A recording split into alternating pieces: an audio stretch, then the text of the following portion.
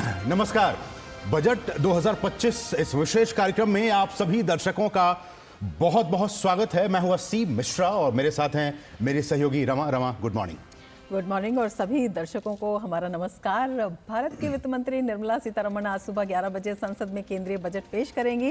निर्मला सीतारमण वित्त मंत्री के रूप में संसद में लगातार 8वीं बार बजट प्रस्तुत करेंगी। बजट सत्र का शुक्रवार को संसद में शुरू हुआ और वित्त मंत्री निर्मला सीतारमण ने आर्थिक सर्वेक्षण पेश किया। आज के बजट में आम आदमी को राहत मिलने की उम्मीद है, तो क्या कुछ उम्मीदें हैं उन्हीं को हम बताएंगे इस खास कार्यक्रम में। और कल जिस तरह से एक कह सकते हैं खाका खींचा गया इकोनॉमिक सर्वे के जरिए, उससे हमें बहुत कुछ आइडिया मिल सकता है कि जो आज जब वित्त मंत्री बजट पेश करेंगे तो उसमें क्या कुछ हो सकता है। उस पर निगाह डालें, इकोनॉमिक सर्वे पर निगाह डालें तो बहुत कुछ अहम बातें इस इकोनॉमिक सर्वे में कही गई हैं। अगर महंगाई की बात करें, उसमें कमी दिखी गई है। बुनियादी ढांचे में कि विकास में भारत ने बहुत ही बेहतरीन प्रदर्शन किया, इस बात का जिक्र इकोनॉमिक सर्वे में किया गया है।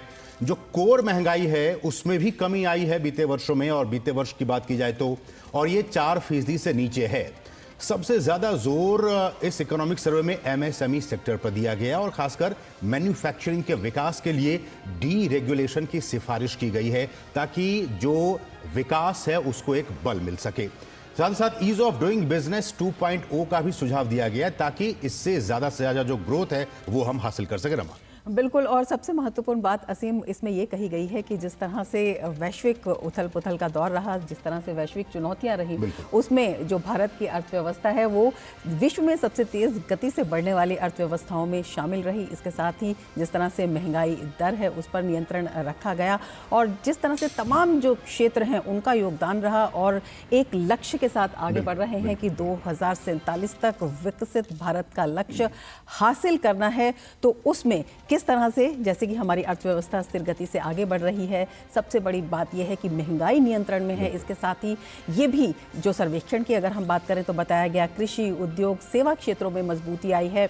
महंगाई में कमी और बैंकिंग क्षेत्र की स्थिरता भारत की विकास यात्रा को और मजबूत कर सकती है, ये भी बताया और कई तरह के सजेशंस भी दिए गए। बिल्कुल बिल्कुल, हम इस पर बात करेंगे, लेकिन जैसे कि हमने कहा कि इस सर्वे में बहुत सारी अहम बातें कही गई है। मसलन वित्त वर्ष 2025-26 में जो वैश्विक अनिश्चितता जिसकी बात रमा कर रही थी, उसके बीच भी भारत की जो जीडीपी ग्रोथ है वो 6.3 से 6.8% की दर से बढ़ने का अनुमान इस इकोनॉमिक सर्वे में जताया गया है। वित्त वर्ष 2025 के अप्रैल से दिसंबर की अवधि में जो एवरेज महंगाई है वो कम होकर 4.9% हो गई है, जो कि वित्त वर्ष 2024 में 5.4% थी। तो आप समझ सकते हैं कि महंगाई दर में भी कमी आई है। सर्वे में इस बात का भी जिक्र किया गया कि महंगाई को स्थिर करने में गवर्नमेंट के एक्टिव, सक्रिय नीतिगत हस्तक्षेप काफी महत्वपूर्ण रहे हैं। और इस सर्वे के मुताबिक जो एग्रीकल्चर सेक्टर है हमारा, कृषि क्षेत्र, उसकी स्थिति लगातार मजबूत बनी हुई है और इसलिए 2024 में खरीफ सीजन का जो खाद्यान्न उत्पादन है वो 1647 लाख मीट्रिक तक पहुंचने की उम्मीद है, जो कि बीते वर्षों के मुकाबले काफी ज्यादा दर्शाता है इस वैल्यू को।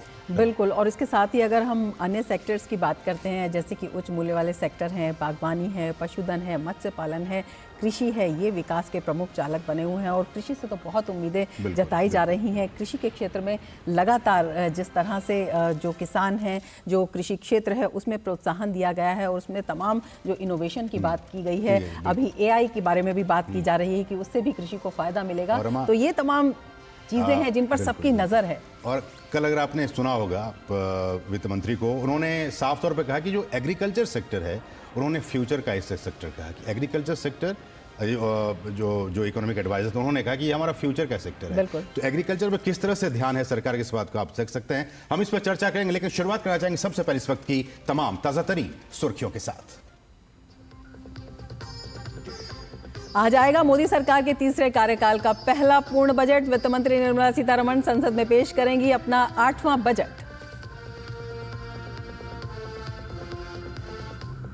देश को आज पेश होने वाले आम बजट से है काफी उम्मीदें। कृषि और उद्योग जगत सहित टैक्स पेयर्स को है राहत की आस।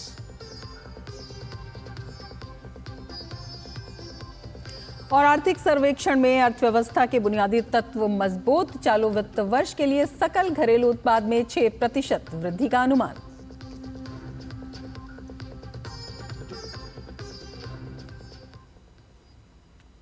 तो इस तरह से हमने देखा किस तरह से आज सबकी उम्मीदें, खासकर टैक्स पेयर्स की जो है उनकी उम्मीदें लगी हुई हैं वित्त मंत्री निर्मला सीतारमण से।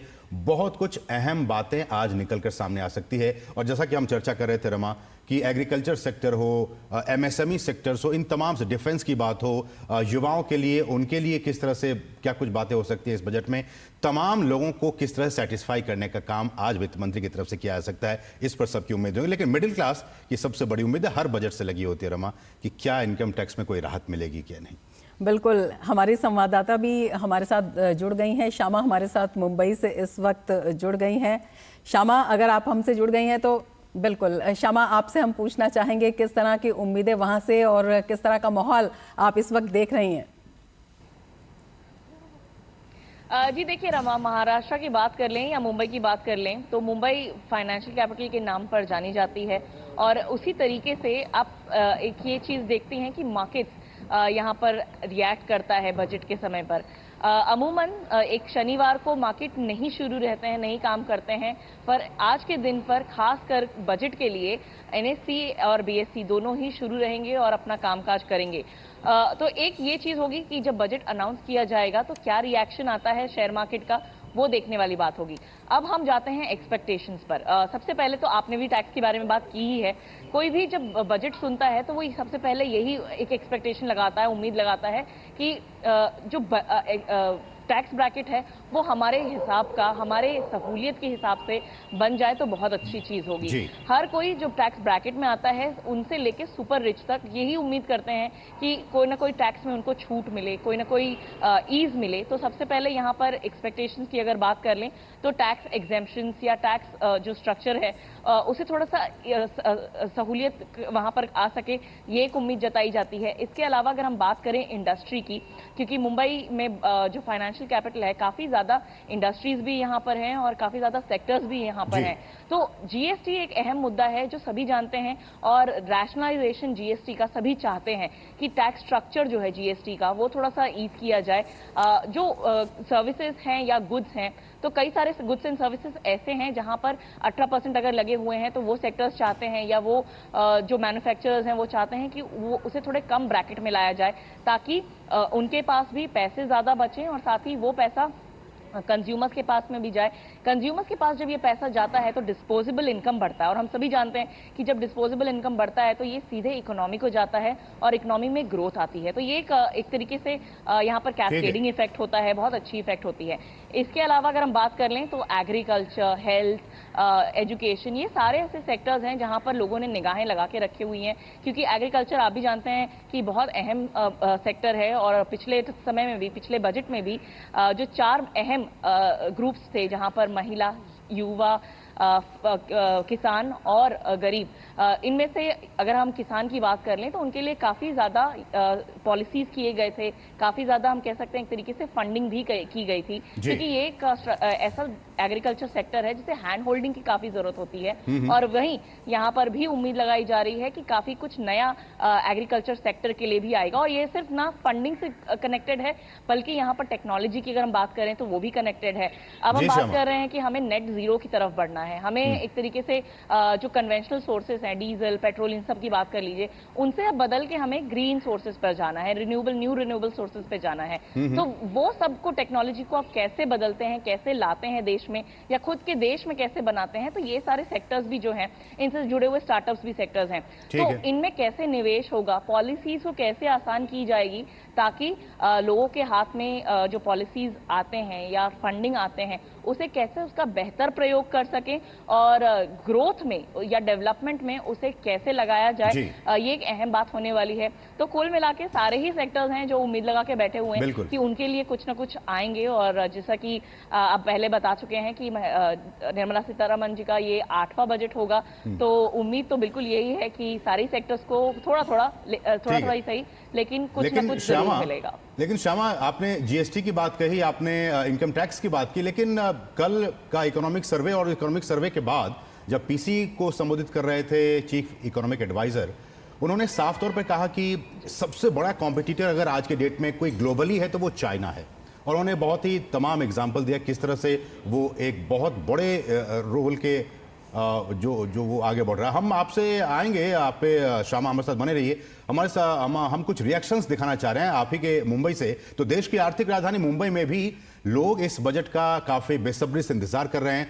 क्या कुछ है उनकी उम्मीदें, आइए आपको सुनाते हैं।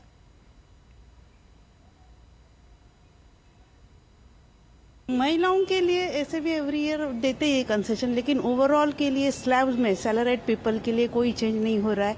सो उसमें मीन्स अपेक्षा करते हैं कि एटलीस्ट ये टाइम पे कुछ तो मिलेगा हमें करके। हाँ, महंगाई कंट्रोल में रहनी चाहिए कि मतलब एक कॉमन आदमी भी, आम आदमी अपना खा पी सके, चल सके, और सब जो अभी लोअर क्लास है वो और भी थोड़ा डेवलप करे।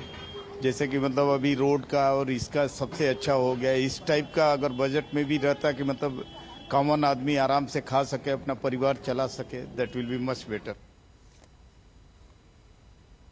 तो किस तरह से आपने देखा कि लोग चाह रहे हैं कि जो महंगाई है, जो इनकम टैक्स है, वो कम हो ताकि उनके जो जीवन है वो आसान बन सके। हमारे साथ लगातार हमारी सहयोगी शमा बनी हुई है। शमा, मैं आपसे चाइना फैक्टर को लेकर पूछ रहा था।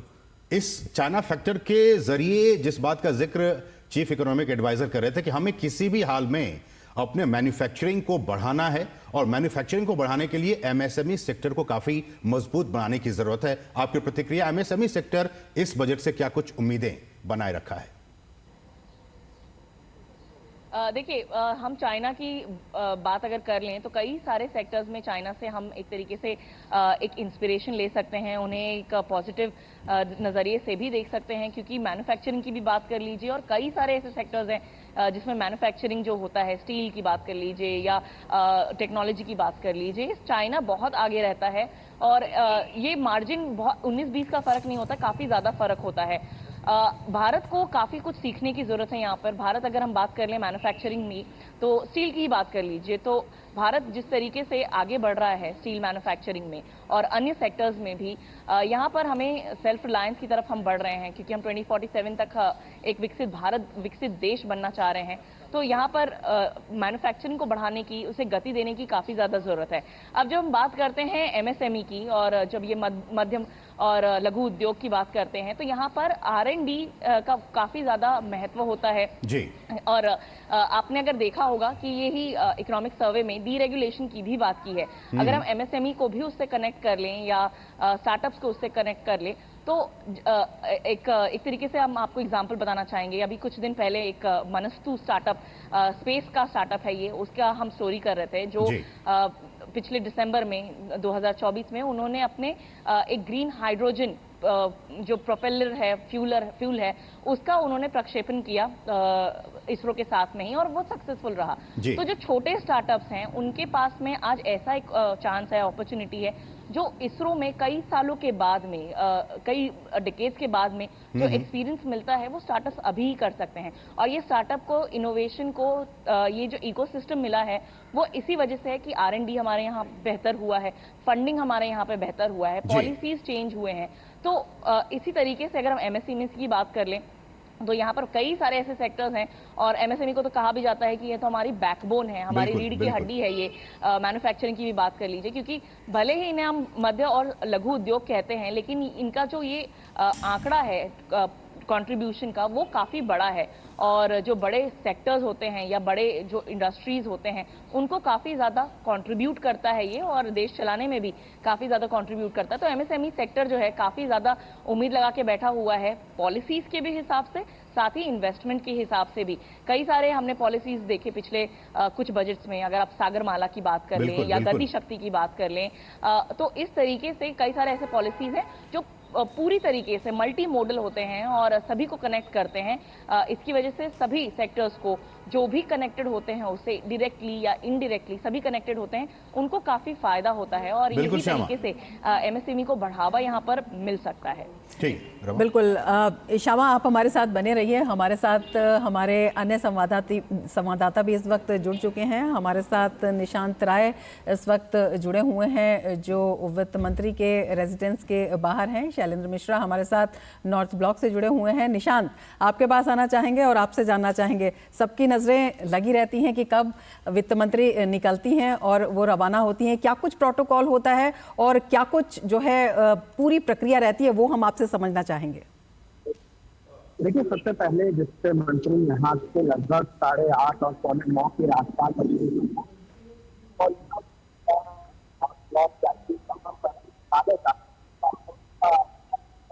कॉपी लेंगे और उस कॉपी को राष्ट्रपति के पास लेकर जाएंगी उनसे अनुमति लेने के लिए। और पिछली बार भी उनकी देखा था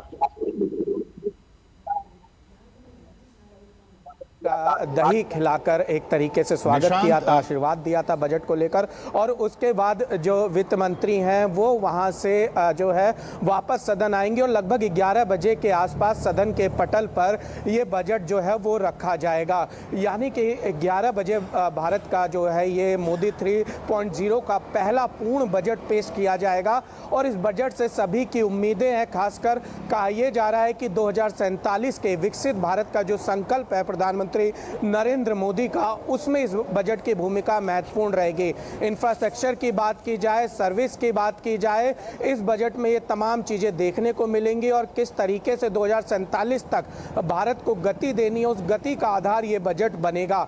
इसके अलावा कल प्रधानमंत्री नरेंद्र मोदी ने जिस तरीके से अपना भाषण दिया था, खासकर एक बात कही थी कि गरीब और मध्यम वर्ग पर मां लक्ष्मी की कृपा आने वाली है, तो सभी को ये उम्मीद है कि मध्यम वर्ग को एक बड़ी राहत जो है अब वो मिलने वाली है इस बजट में। और लंबे समय से जो टैक्स स्लैब को कम करने की मांग थी, जो टैक्स में छूट की मांग थी, हो सकता है कि वो छूट आज के बजट में देखने को मिले मध्यम वर्ग को। इसके अलावा जो तमाम अगर बात की जाए महंगाई की, खासकर महिलाओं का कहना था जो किचन के प्रोडक्ट हैं वो महंगे हैं, उस पर हो सकता है कि इस बार बजट में देखने को मिले कि महिलाओं को भी फायदा हो। और कुल मिलाकर कहा जा सकता है कि ये जो बजट मोदी 3.0 का है, ये प्रधानमंत्री नरेंद्र मोदी की तमाम बातें, जब वो सत्ता में आए थे उन्होंने कहा था कि हम सर्वांगीण विकास करेंगे और पुरानी जो हमारी पुरानी सरकार थी उससे ज्यादा स्पीड में काम करेंगे।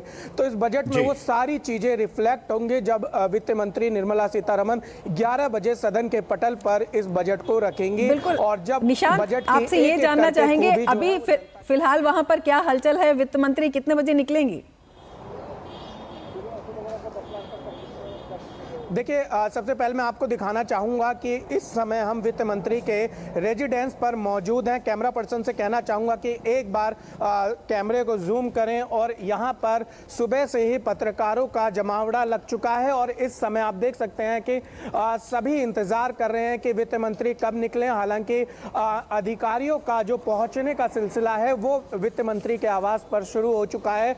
और वित्त मंत्री हमेशा बजट से निकलने से पहले अपने घर में ही पूजा करती हैं और पूजा करने के बाद से वो अपने घर से निकलती हैं और उम्मीद की जा सकती है कि 8 साढ़े 8 के बीच ये पूजा जो है वो होगी। और उसके बाद 8:30 से 8:45 के बीच में वित्त मंत्री यहाँ से वित्त मंत्रालय के लिए निकलेंगी, जहाँ पर वो बजट की कॉपी लेंगी और कॉपी लेने के बाद वो राष्ट्रपति के यहाँ जाएंगे अनुमति लेने। तो ये कहा जा सकता है कि लंबा इंतजार नहीं करना है, 8:30 बजे के बाद से ये प्रक्रिया जो है वो चालू हो जाएगी।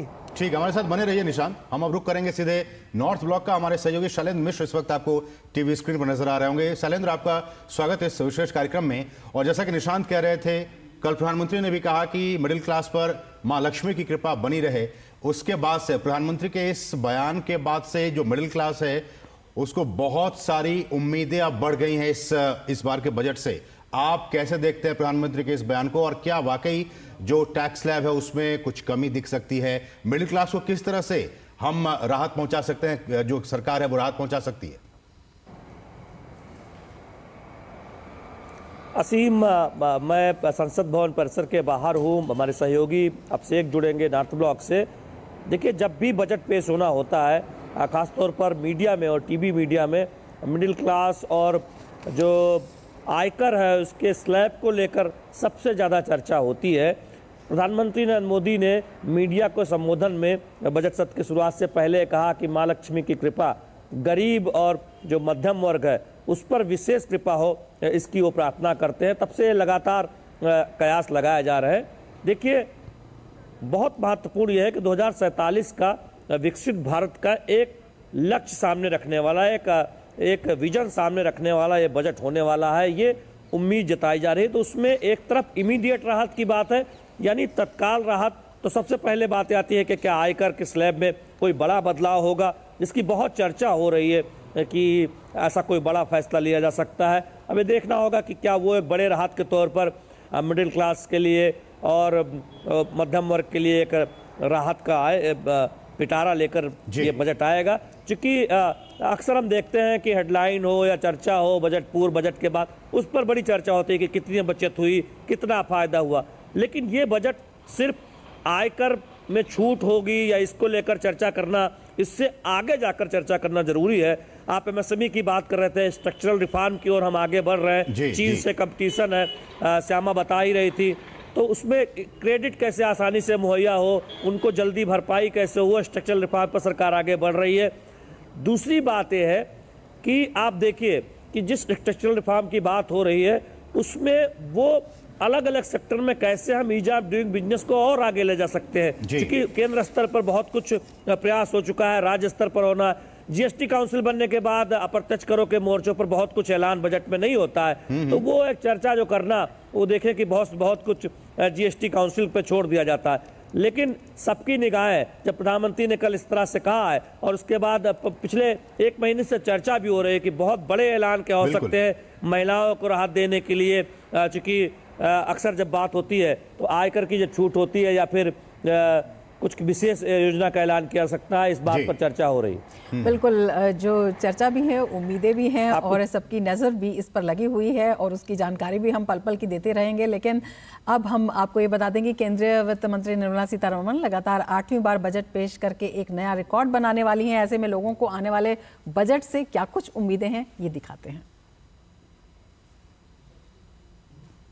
तो हम लोगों की सबसे पहली अपेक्षा ये रहती है कि जैसे रीजनल इम्बैलेंस जो है, और हम सबसे नीचे पायदान पे हैं विकास के मामले में, तो रीजनल इम्बैलेंस को दूर किया जाए। हमारे राज्य में कैपेसिटी हो गई है कि हम बड़े बड़े प्रोजेक्ट्स हैंडल कर सकते हैं और बड़े बड़े प्रोजेक्ट बना सकते हैं।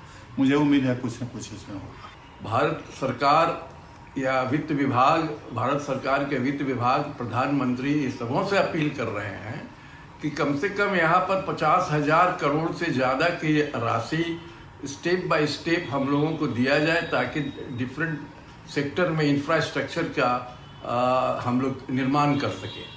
बिहार में बड़े घराने का उद्योग स्थापित कराना केंद्र सरकार अपनी प्राथमिकता करे और यहाँ से उद्योग लगाने वाले को विशेष छूट दे, जिससे कि यहाँ औद्योगिकरण हो। जो सीनियर सिटीजन को जो रेलवे में कंसेशन मिलता था, उसे फिर से बहाल करना चाहिए। पूरे भारत में जो सोलर एनर्जी को बढ़ावा देना है, उसमें केंद्र सरकार को भी अपना अनुदान राज्य सरकार के अलावा देना चाहिए। लास्ट ईयर जो एमएसएमईज पे जो एम्फेसिस किया गया था, एम्प्लॉयमेंट स्किलिंग पे जो एम्फसाइज किया गया था बजट पे, वो कंटिन्यू किया जाए, क्योंकि जो अपॉर्चुनिटीज़ है, जो स्पेशली यूथ है, उनको उतनी नहीं मिलती है जितनी मिलनी चाहिए। तो अभी जो पैटर्न है उसे कंटिन्यू करना चाहिए, और मेरे हिसाब से एग्रीकल्चर हो या high yielding varieties of crop से लेकर के जो एमएसएमईज या रेट ऑफ इन्फ्लेशन है, इस पे ज़्यादा एम्फेसिस देनी चाहिए, ताकि लोगों को एम्प्लॉयमेंट अपॉर्चुनिटी स्पेशली यूथ को ज़्यादा मिले और ज़्यादा से ज़्यादा लोग इंगेज्ड, प्रोडक्टिवली इंगेज्ड रहें। तो सबकी अपनी अपनी उम्मीदें, अपने अपने आस रमा, और इस बजट से क्या कुछ निकल कर सामने आता है, अब से कुछ ही देर के बाद इसका जो खुलासा है वो हो जाएगा। बिल्कुल, हमारे तमाम संवाददाता हमारे साथ बने हुए हैं और हम चाहेंगे वो हमारे साथ बने रहें। लेकिन उससे पहले हम बता दें कि आम बजट में किसानों और कृषि सेक्टर के लिए बहुत कुछ खास रहने की उम्मीद है, क्योंकि शुरू से ही किसान कल्याण मोदी सरकार की प्राथमिकता रहा है। इसके साथ ही खाद्य सुरक्षा और पोषण की अनेक योजनाओं का सफलतापूर्वक संचालन भी किया जा रहा है। बजट 2025 में सरकार का आर्थिक विजन देश को विकसित भारत के लक्ष्य की ओर अग्रसर होते हुए नजर आएगा। पिछले एक दशक में विकसित भारत के 4 अमृत स्तंभों, गरीब, युवा, महिला और किसान को केंद्र में रखते हुए सरकार ने कई ऐतिहासिक कदम उठाए हैं। बात देश के अन्नदाताओं की करें तो किसान कल्याण हमेशा सरकार की प्राथमिकता रहा है। प्रधानमंत्री नरेंद्र मोदी के नेतृत्व में सरकार के हर बजट में कृषि क्षेत्र को मजबूती देते हुए किसानों को आर्थिक रूप से सशक्त बनाने का काम किया गया है। बजट 2025 में भी कृषि, खाद्य सुरक्षा और पोषण को बढ़ावा देती हुई कई पहल नजर आ सकती हैं। उम्मीद है कि कृषि क्षेत्र के बजट में करीब 15% का हो सकता है इजाफा। बजट में वृद्धि से ग्रामीण आय को मिलेगा समर्थन। उच्च उपज वाली बीज किस्मों का होगा विकास। भंडारण और आपूर्ति के बुनियादी ढांचे में होगा सुधार। दालों, तिलहनों, सब्जियों और डेयरी के उत्पादन को बढ़ाने पर जोर।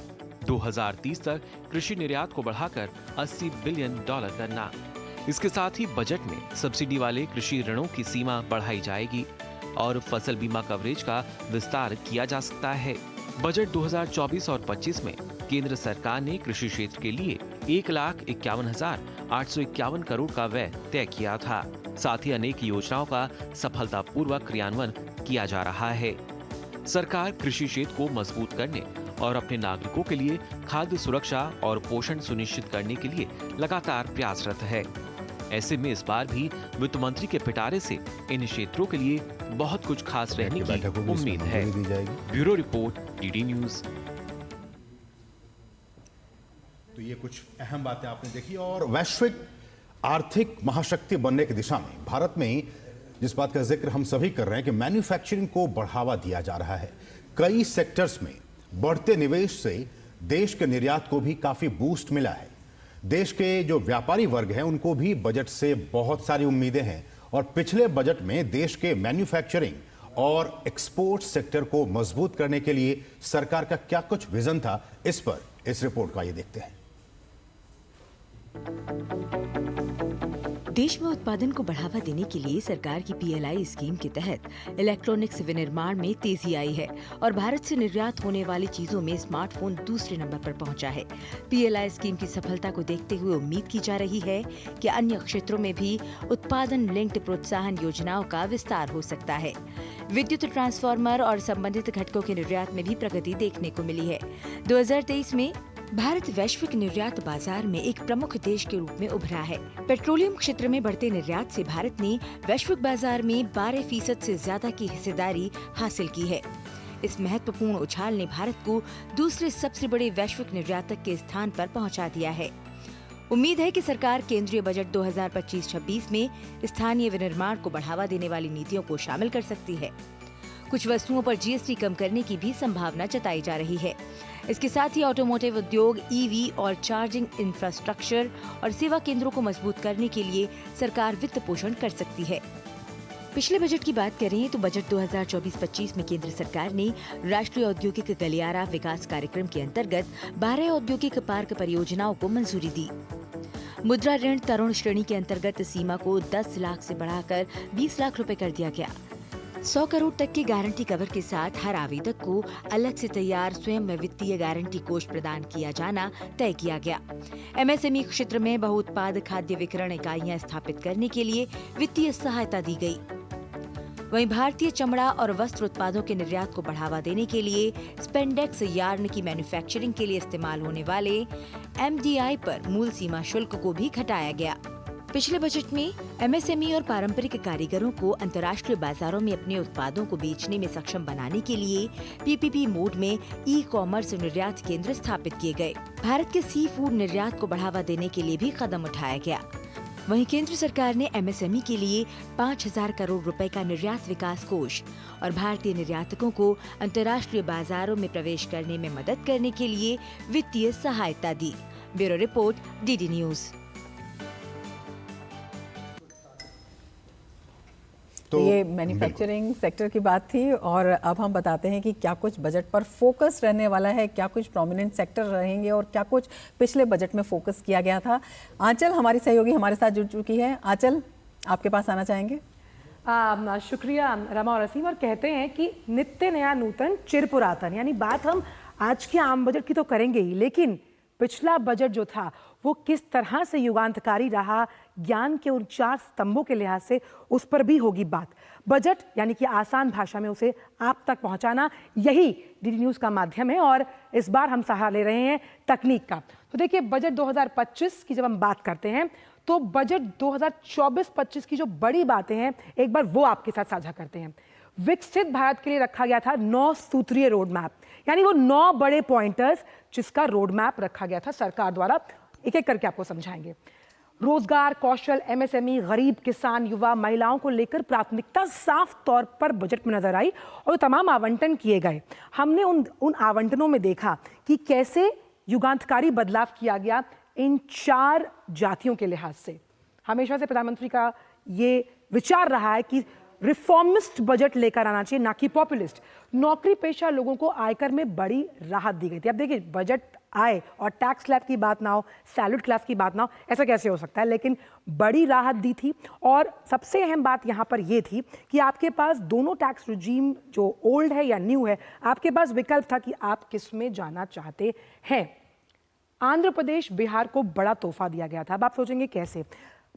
पर्यटन, जो कि जीडीपी में जब इसके योगदान को आंका जाता है, उस लिहाज से आर्थिक चक्र को बढ़ाने में अहम योगदान करता है। इसीलिए चाहे हम बिहार की बात करें या आंध्र प्रदेश की बात करें, तो कैसे बोधगया का जो गलियारा है, नालंदा को किस तरह से उसका पुनरुत्थान किया जाएगा पर्यटन के लिहाज से, और पर्यटन को एक बहुत बड़ा ग्रोथ ड्राइवर इंजन माना गया है। कैसे? भाई, आप गाड़ी चलाते हैं, गाड़ी चलाने के लिए अगर आपका ड्राइवर मजबूत है, सशक्त है, तो आपकी गाड़ी सरपट दौड़ेगी। और वो ड्राइवर्स जो हैं, ये तमाम सेक्टर, उस पर भी हम करेंगे चर्चा कुछ देर में। विभिन्न मंत्रालयों को बड़े पैमाने पर आवंटन किया गया। कुछ देर बाद हम आपको ग्राफ से भी समझाएंगे कि 2013-14 से लेकर अब तक कितना आवंटन जो है वो बढ़ा है। आप कृषि क्षेत्र की बात कीजिए, डिफेंस की बात कीजिए, और ये तमाम जो सेक्टर्स हैं वो इतने अहम हो जाते हैं क्योंकि इनका योगदान पूर्ण जीडीपी के लिहाज से, और कैसे जब हम ब्राइट स्पॉट की बात करते हैं भारत को खड़ा करने की, कल जिस तरह से आर्थिक सर्वेक्षण में भी कहा गया, द न्यू फ्यूचर सेक्टर क्या है? वो कृषि है। कैसे बना? हमने उसको ड्रोन से जोड़ा।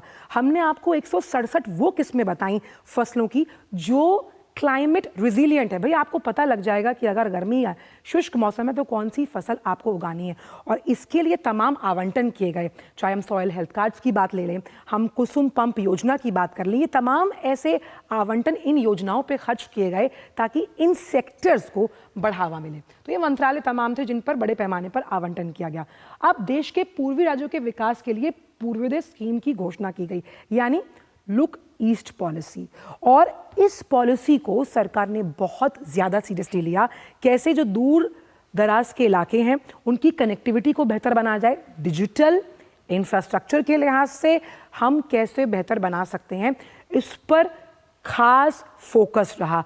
क्योंकि ये तमाम जो राज्य हैं, जो पूर्वोत्तर राज्य, ये नेचुरल रिसोर्सेज में एनरिच्ड हैं, प्रचुर मात्रा में यहाँ पर आपको नेचुरल रिसोर्सेज मिलते हैं। तो कैसे आप उनसे आर्थिक प्रगति को जोड़ेंगे, ये हमने पिछले बजट में भी देखा था और इसका पूर्वोदय स्कीम के लिहाज से घोषणा की गई। कनेक्टिविटी पर दिया गया विशेष जोर।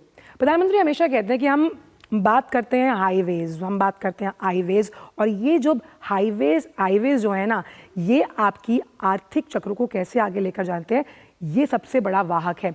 जब किसी भी हाईवे पर ट्रक्स और गाड़ियां दौड़ती हैं, यानी मालवाहक ट्रक दौड़ते हैं, तो वो बताते हैं कि आपका राज्य या आपका देश कैसे आर्थिक प्रगति के लिहाज से दौड़ रहा है। और इसका जिक्र तो कल हमने चीफ इकोनॉमिक एडवाइजर साहब ने भी कहा कि भाई 2% की ग्रोथ, यानी 2% की ग्रोथ से वैश्विक अर्थव्यवस्थाएं आगे बढ़ रही हैं और हमारा ग्रोथ रेट उनसे डबल डिजिट में है। तो कनेक्टिविटी पर भी विशेष जोर दिया गया। टूरिज्म की अगर बात की जाए, पर्यटन को अगर देखें, तो पर्यटन में कैसे हम तमाम काशी विश्वनाथ कॉरिडोर जो था उसके लिहाज से बोधगया का कॉरिडोर बनाया जाएगा, और कैसे उसको स्थापित कर आप ज़्यादा से ज़्यादा टूरिस्ट उस राज्य में आकर्षित करते हैं। टूरिस्ट आएगा, आपके राज्य को पैसा मिलेगा, निवेश आएगा, पब्लिक प्राइवेट पार्टनरशिप आपके पास आएगी। आप देखिए, तीनों इंपॉर्टेंट ड्राइवर्स जो आपके राज्य को आर्थिक प्रगति पर लेकर जाएंगे। वित्तीय घाटा जीडीपी का 4.9% रहने का लगाया गया था अनुमान, और हम अभी कंफर्टेबल पोजीशन में ही हैं। यानी फिजिकल प्रूडेंस, वित्तीय अनुशासन और ग्रोथ, इन दोनों को साथ में लेकर चलना दो-धारी तलवार है, लेकिन वित्त मंत्री साहिबा ने इस काम को बखूबी निभाया और इस वक्त हम कंफर्टेबल पोजीशन में। इसीलिए हमने इन्फ्लेशन का जो टारगेट कल भी दिखाया गया वो कम हुआ है, बेरोजगारी दर घटी है, और जब डोमेस्टिक कंजम्पशन को बढ़ाने की हम बात करते हैं तो कैसे आपकी जेब में परचेजिंग पावर को बढ़ाया गया और क्रेडिट ऑफटेक हुआ। कहाँ से हुआ? रूरल इकोनॉमी से हुआ। तो ये तमाम बड़ी बातें जो हमने रखी और विकसित भारत के लिए 9 सूत्रीय रोड मैप रखा गया। लगातार आगे आते रहेंगे। अभी तो बहुत सारे ऐसे सेक्टर्स हैं जहां पर हम करेंगे चर्चा और हम आपको बताएंगे कैसे मंत्रालयों का आवंटन हुआ और ये तमाम बातें आज आपसे करनी है। लेकिन इन बातों से इतर स्टूडियो में मेरे सहयोगी मौजूद हैं, उनके पास भी विशिष्ट मेहमानों का पैनल जुड़ा हुआ है। ओवर टू रमा एंड असीम।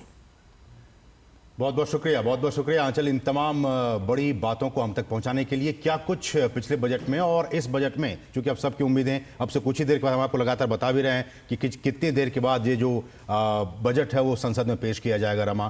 तो इस वक्त की यही बड़ी खबर कि अब से कुछ देर के बाद जो वित्त मंत्री हैं वो संसद में इस बजट को रखने वाली हैं और तमाम जो लोग हैं, अलग अलग व्यवसाय से जुड़े लोग, मिडिल क्लास, सबको अपने अपने तरीके से उम्मीदें हैं कि उनके लिए वित्त मंत्री क्या कुछ, उनके लिए वित्त मंत्री अपने बजट पिटारे में क्या कुछ लेकर आती है। बिल्कुल, उम्मीदों को भी बताएंगे, संभावनाओं को भी बताएंगे और सही खबरों को भी बताएंगे। लेकिन उससे पहले लेते हैं एक ब्रेक। आप बने रहिए डीडी न्यूज के साथ।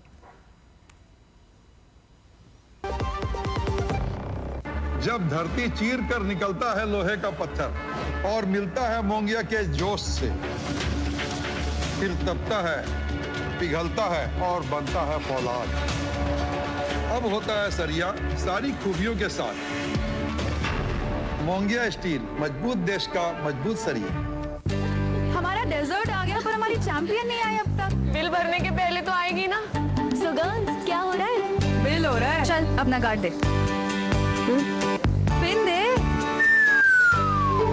आरबीआई कहता है अपना पिन, ओटीपी, सीवीवी या इंटरनेट बैंकिंग पासवर्ड किसी को ना दे। ऑनलाइन बैंकिंग सिर्फ अपने ही कंप्यूटर, मोबाइल और सिक्योर नेटवर्क से करें। हाँ, ये खाने की चैंपियनशिप थी क्या? आरबीआई कहता है जानकार बनिए, सतर्क रहिए। मेरी पसंद, मेरी पसंद, मेरी पसंद, मेरी पसंद, हमारी पसंद, हम सबकी पसंद। मजबूत देश का मजबूत सरिया, मोंगिया स्टील। और ब्रेक के बाद आपका फिर से स्वागत है। और बजट को लेकर देखिए, आम लोगों में काफी उम्मीदें हैं और स्वाभाविक भी है कि वित्त मंत्री से उनकी उम्मीदें हों। और इसलिए तमाम उम्मीदों के बीच जो टैक्स एक्सपर्ट्स हैं उनका भी ये मानना है कि इनकम टैक्स की स्लैब में वित्त मंत्री कुछ बदलाव कर सकती हैं, जिससे कि जो टैक्स पेयर्स हैं उनको फायदा मिलने की उम्मीद है। और क्या कुछ उम्मीदें हैं इस बजट से, आइए देखते हैं।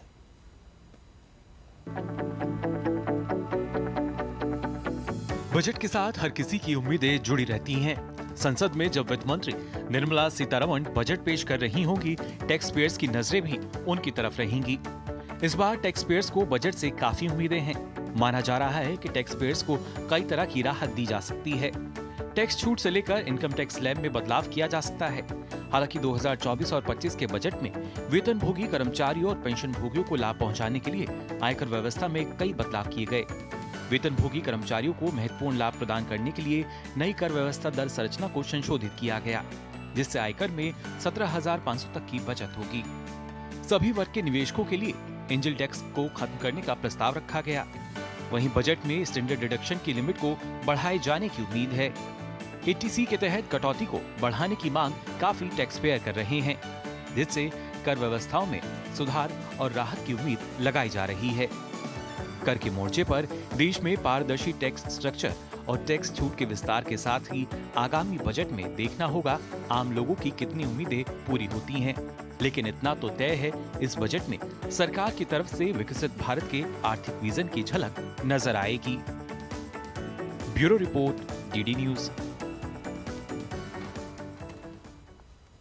तो अब से कुछ ही देर के बाद वित्त मंत्री निर्मला सीतारमण संसद भवन में पहुंचेंगी और वहां पे संसद के पटल पर बजट को रखने वाली हैं। लेकिन उससे पहले क्या कुछ हलचल है, हमारे साथ हमारे दो सहयोगी भी ग्राउंड जीरो पर लगातार बने हुए हैं। वित्त मंत्री के आवास के बाहर से हमारे साथ हमारे सहयोगी आप देख सकते हैं निशांत राय इस वक्त मौजूद हैं, और साथ ही साथ संसद भवन के बाहर से उस प्रांगण से हमारे साथ हमारे सहयोगी ऋषि कुमार भी इस वक्त मौजूद है। ऋषि और निशांत, हम आपके पास आएंगे, लेकिन उससे पहले हमारे साथ दो बहुत ही खास मेहमान इस वक्त हमारे साथ स्टूडियो में भी मौजूद हैं। सबसे पहले हम उनका रुख करते हैं। हमारे साथ दो खास मेहमान, हमारे साथ नवीन वाधवा जी हैं जो कि टैक्स मामलों के जानकार हैं। नवीन जी, आपका बहुत बहुत स्वागत इस खास कार्यक्रम में। और साथ ही साथ हमारे साथ अर्थशास्त्री, अर्थ मामलों के जानकार डॉक्टर अनिल कुमार भी हमारे साथ मौजूद है स्टूडियो में। अनिल जी, आपका भी बहुत बहुत स्वागत। शुरुआत नवीन जी मैं आपसे करना चाहूंगा, और जैसा कि हमने रिपोर्ट में भी कहा, इस बार के बजट से बहुत कुछ उम्मीदें हैं मिडिल क्लास को, और कहा जा रहा है कि जो टैक्स रिजीम है उसमें भी बदलाव की उम्मीद की जा सकती है। आपकी प्रतिक्रिया, आप किस तरह से देखते हैं इस बार के बजट में टैक्स पेयर्स के लिए क्या कुछ फायदा, क्या कुछ लाभ इसमें उसकी घोषणा हो सकती है? तो सबसे पहले हम लोग रिजीम की बात करते हैं। अभी तक इनकम टैक्स में old and new tax regime, दो अलग अलग रिजीम्स हैं। गवर्नमेंट को ये जो कॉम्प्लेक्स डिडक्शन एग्जाम्पशंस का जो इतना कॉम्प्लिकेटेड इनकम टैक्स एक्ट बन चुका है, उसको सिंप्लीफाई करने के लिए न्यू टैक्स रिजीम लेके आए थे 3 साल पहले। और आपने देखा होगा पिछले कई सालों से हर साल हर बजट में सिर्फ न्यू टैक्स रिजीम के अंदर बदलाव किए जाते हैं। सरकार का ये मानना है कि हमें ओल्ड टैक्स रिजीम से लोगों को कंप्लीटली शिफ्ट करना है न्यू टैक्स रिजीम में, और अभी जो रिसेंट आंकड़े आए हैं उसमें भी 72% लोग न्यू टैक्स रिजीम में आ चुके हैं। तो मेरा ये मानना है कि थोड़ी सी और छूट देके न्यू टैक्स रिजीम को इतना अट्रैक्टिव बना दिया जाएगा कि एक बार 85 से 90% लोग tax payer new tax regime में आएगा, तो गवर्नमेंट ओल्ड टैक्स रिजीम को कंप्लीटली खत्म करने का प्लान कर सकती है। प्रॉब्लम क्या है, क्यों नहीं लोग शिफ्ट होना चाह रहे हैं उसमें? ओल्ड टैक्स रिजीम में कुछ ही टैक्स पेयर्स ऐसे हैं, जैसे मैं अपना ही एग्जांपल लूँ, मैं अभी तक ओल्ड टैक्स रिजीम में हूँ, क्योंकि वो interest on housing loan, ATC का डिडक्शन, ATD का डिडक्शन, ऐसे कुछ डिडक्शंस हैं जिनको अगर मैं कंबाइन करता हूँ तो न्यू टैक्स रिजीम से अभी भी ओल्ड टैक्स रिजीम में मेरा टैक्स का जो अमाउंट होता है वो कम निकल के आता है। ये सबसे बड़ा रीजन है। अच्छा। और मुझे ऐसा लगता है जैसे जो नॉन रेजिडेंट्स हैं उनके लिए तो न्यू टैक्स रिजीम डे 1 से ही इंपॉर्टेंट था, डे 1 से ही उनके लिए बेनिफिशियल था, क्योंकि लेकिन ये तो अब दोनों ही ऑप्शनल है। अभी भी आप ओल्ड को भी ले सकते हैं या फिर न्यू को भी ले सकते हैं, ये तो दोनों ऑप्शनल है आज भी। लेकिन बाय जो डिफॉल्ट स्कीम अब आपके लिए न्यू टैक्स रिजीम है, आपको पहले ओल्ड से न्यू में आने के लिए एक फॉर्म फाइल करके आपको ऑप्ट करना पड़ता था। अब new tax regime by default है, ओल्ड टैक्स में जाना है तो आपको अलग से ये ऑप्शन आपको चूज करना पड़ेगा। तो मैक्सिमम केसेस में तो न्यू टैक्स रिजीम ही आपके लिए आज के डेट में डिफॉल्ट स्कीम है। लेकिन मेरा ये मानना है कि इस बजट में शायद थोड़ा सा और बदलाव करके थोड़ा सा टैक्स के अंदर थोड़ा सा रेशनलाइज करके टैक्स रेट्स को कम किया जा सकता है, क्योंकि आप देखिए कि पर्सनल टैक्स के अंदर 22% की बढ़ोतरी हुई है। बिल्कुल। अब जो कि गवर्नमेंट के एस्टिमेशन से काफी ज्यादा है, तो मुझे लगता है कि वहां पे अभी स्कोप है। पर्सनल टैक्स में थोड़ा सा बदलाव किया जाएगा, लेकिन न्यू टैक्स रिजीम में ही किया जा सकता है। तो आपको लगता है कि इस बार के बजट में वित्त मंत्री न्यू टैक्स रिजीम में कुछ बदलाव कर सकती है? बिल्कुल जरूरी है। आप इन्फ्लेशन को जरूरी है, बिल्कुल जरूरी भी है, और उम्मीदें भी हैं कि इस बजट में शायद कुछ बदलाव फिर से किए जाएंगे न्यू टैक्स रिजीम। बिल्कुल, इन्हीं उम्मीदों पर हम बात करेंगे आपसे, लेकिन हमारे संवाददाता मधुरेश नारायण भी हमारे साथ जुड़ चुके हैं पटना से, और ये सीधे दृश्य आप देख रहे हैं। किसानों के लिए क्या कुछ? कल प्रधानमंत्री जी ने ट्वीट किया कि लक्ष्मी माँ का आशीर्वाद होगा, उस पर क्या प्रधानमंत्री जी ने किया तो उसका मतलब आप खुद निकाला। सर, किसानों के लिए कोई राहत? चलो सर, टैक्स में कोई छूट देंगे? धन्यवाद भैया, धन्यवाद सर। टैक्स में छूट मिडिल क्लास के लिए अभी थोड़ी देर में सब पता चलेगा। सर क्या करेंगे? तो अपने आवास से निकलते हुए वित्त राज्य मंत्री और तमाम जो रिपोर्टर्स हैं वो पूछते हुए क्या कुछ इस बार से उम्मीद की जाए बजट से, लेकिन उन्होंने कहा कि आप वेट कीजिए, क्या कुछ निकल कर सामने आएगा उसके लिए आपको बस थोड़ा सा इंतजार करना पड़ेगा। उत्सुकताएं जो हैं वो बढ़ी हुई हैं, और हम आपको बिहार ले चलते हैं। हमारे संवाददाता मधुरेश नारायण जुड़े हुए हैं और उनके साथ हैं बिहार चैम्बर ऑफ कॉमर्स के अध्यक्ष सुभाष पटवारी। मधुरेश, क्या कुछ उम्मीदें वहां से, अगर हम चैम्बर ऑफ कॉमर्स की बात करें, उद्यमियों की बात करें?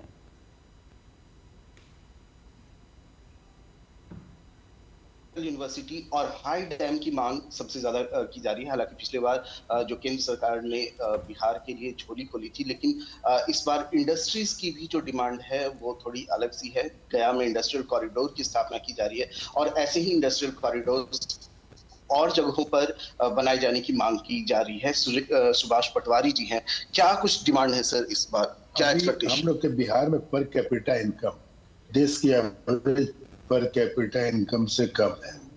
बिहार को अभी डेवलपमेंट के रास्ते पे बहुत तेजी से आगे बढ़ना होगा, और उसके लिए पिछले साल भी भारत सरकार द्वारा हम लोग के सेंट्रल से काफी अच्छा सपोर्ट मिला, काफी बजट में प्रावधान किया गया, और उसका असर नजर आ रहा है कि हम लोग का बिहार का इंफ्रास्ट्रक्चर भी काफी बढ़ रहा है, नए नए उद्योग भी आ रहे हैं। और चूंकि अब नए नए इंडस्ट्रियल कॉरिडोर बन रहे हैं, तो नई नई इंडस्ट्री लाने के लिए वो हम लोग को कुछ एक्स्ट्रा इंसेंटिव सरकार के तरफ से, भारत सरकार से बिहार सरकार तो इंसेंटिव दे ही रही है, लेकिन बिहार को at par with other states लाने के लिए भारत सरकार के द्वारा भी जो इंडस्ट्री यहाँ लगती है उनको अलग से इंसेंटिव देने का प्रावधान किया जाना चाहिए, जिससे कि लोग यहाँ पर इन्वेस्टमेंट करने में आतुर हो, वो यहाँ पर आवे और यहाँ पर इन्वेस्टमेंट करें। एक और हम लोगों की इच्छा है कि यहाँ पे रेलवे के भी कारखाने हैं, डिफेंस के भी हैं। एक नई टेक्नोलॉजी अब जो बहुत आगे आने वाले दिन में बहुत डेवलप करेगी वो एरो स्पेस की है। तो एक एरोनॉटिक्स के हिसाब से एक यहाँ पर नया कारखाना का शुरुआत किया जाए भारत सरकार के द्वारा, तो वो काफी कुछ आगे लेके जा सकता है स्टेट को भी, देश को भी। और हमारे बिहार के जितने भी लोग हैं वो मेहनती भी है और इंटेलेक्चुअल भी है, और पूरे वर्ल्ड वाइड आप देख लो तो यहाँ के लोग पूरे संसार में छाए हुए। जी मधुरेश, उस तरह की शुरुआत होती है तो लोग यहाँ पे आएंगे। और जैसा कि पीएचडी चैम्बर ऑफ कॉमर्स के जो प्रतिनिधि है वो कह रहे हैं मधुरेश कि बिहार को भी उम्मीदें हैं इस बजट से, और कल इकोनॉमिक सर्वे में भी इस बात का जिक्र किया गया था चीफ इकोनॉमिक एडवाइजर की तरफ से अनिल सर कि डीरेगुलराइजेशन, जो उन्होंने वर्ड यूज किया था, डीरेगुलेशन फॉर ग्रोथ, और उसमें जो तमाम स्टेट्स हैं उनका भी जिक्र किया था। आपको लगता है, मधुरेश हम आपके पास आएंगे, लेकिन पहले एक प्रतिक्रिया डॉक्टर अनिल से हम ले लें कि डीरेगुलेशन में भी जैसा कि पीएचडी चैम्बर ऑफ कॉमर्स के सहयोगी हमारे कह रहे हैं कि बिहार को भी उम्मीदें हैं, यहाँ पे किस तरह से इंडस्ट्री को बढ़ावा मिले इसकी उम्मीदें हैं। कल जिस बात का जिक्र चीफ इकोनॉमिक एडवाइजर ने किया उस पर मैं आपसे सवाल जानना चाहता हूँ, उसका आंसर कि क्या राज्यों का भी एक बहुत इंपॉर्टेंट रोल हो जाता है कि किस तरह से ग्रोथ को, एमएसएमई सेक्टर को आगे बढ़ाएं ताकि जो भारत का ओवरऑल जो ग्रोथ है वो हो सके। देखिए, जब हम विकास की बात करते हैं तो केवल ये केंद्रीय सरकार का दायित्व नहीं है, जब तक राज्य सरकारें और साथ में प्राइवेट सेक्टर मिलकर विकास की डोर को आगे नहीं ले जाएंगे तो जो हमारा लक्ष्य है 2047 में विकसित भारत का, उसके लिए कम से कम हमें 8% ग्रोथ रेट चाहिए। और उसके लिए जरूरी है कि हमें ज़्यादा से ज़्यादा बिजनेसेस पर, मैन्युफैक्चरिंग सेक्टर पर और इंफ्रास्ट्रक्चर पर जोर देना होगा। और जहां तक आप कंप्लायंसेस की या डीरेगुलेशंस की बात करते हैं, ईज ऑफ डूइंग बिजनेस सरकार ने तकरीबन 10 साल पहले शुरू किया, उसके तहत हमारा जो इंडेक्स ईज ऑफ डूइंग का काफी अच्छा आ गया, लेकिन अब हमें नेक्स्ट लेवल पर जाने की जरूरत है। अनिल सर, कल जिस तरह से डीरेगुलेशन में, मैं फिर उसी पे आ रहा हूँ, जो स्टेट्स की बात है, उन्होंने कहा कि जो लैंड का एक मामला है वो बहुत इंपॉर्टेंट है, राज्यों का है, उसमें अगर वो कुछ ढील करें तो जो सेक्टर्स है वो आगे बढ़ पाएंगे। बिल्डिंग्स और कंस्ट्रक्शन की बात उन्होंने कही, यूटिलिटीज़ की बात कही चीफ इकोनॉमिक एडवाइजर ने, लॉजिस्टिक्स की बात कही। ये तमाम ऐसी चीज़ें हैं जो कि जिनमें कि राज्यों का एक एक्टिव रोल होता है, और अगर वो एक्टिवली प्ले नहीं करेंगे अपने रोल को तो जो सेक्टर्स, जो एमएसएमई सेक्टर्स बढ़ना चाहता है, ग्रो अप होना चाहता है, उनके लिए बहुत प्रॉब्लम्स होंगी। और ये भी जानना बहुत ज़रूरी है असीम, अनिल जी आपसे ये भी समझना चाहेंगे कि जो विनियमन पर सरकार ने फोकस किया है, जोर दिया है, उसकी वजह क्या है? देखिए, पहले मैं राज्य सरकारों की बात करूं तो हमारा जो देश है वो एक फेडरल स्ट्रक्चर के ऊपर आधारित है, जैसे सबको पता है। इसमें कुछ जगह कुछ पावर सेंट्रल गवर्नमेंट की है और काफ़ी जगह स्टेट गवर्नमेंट का दखल अंदाज है। जहाँ तक इंडस्ट्री की बात है, कृषि क्षेत्र की बात है, इस तरह के जो तमाम क्षेत्र हैं वो राज्य सरकारों के पास आते हैं। और जब तक राज्य सरकार केंद्र सरकार की पहल पर कदम से कदम मिलाकर साथ नहीं चलेगी तो जो ग्रोथ की रेट, जो हमारा लक्ष्य है, उस तक हम नहीं पहुंच पाएंगे। जहां तक ईज ऑफ डूइंग बिजनेस की बात है या डीरेगुलेशंस की बात है, केंद्र सरकार के काफी नियम है, केंद्र सरकार अपना काम कर रही है, लेकिन बिजनेस को, व्यापार को बढ़ावा देने के लिए राज्य सरकार का भी दायित्व हो जाता है कि वो कंप्लायंसेस को कम करें, जिससे कॉस्ट ऑफ डूइंग बिजनेस में रिडक्शन हो और हमारे जो कम से कम एमएसएमई सेक्टर है। आज हम तस्वीरें भी दिखा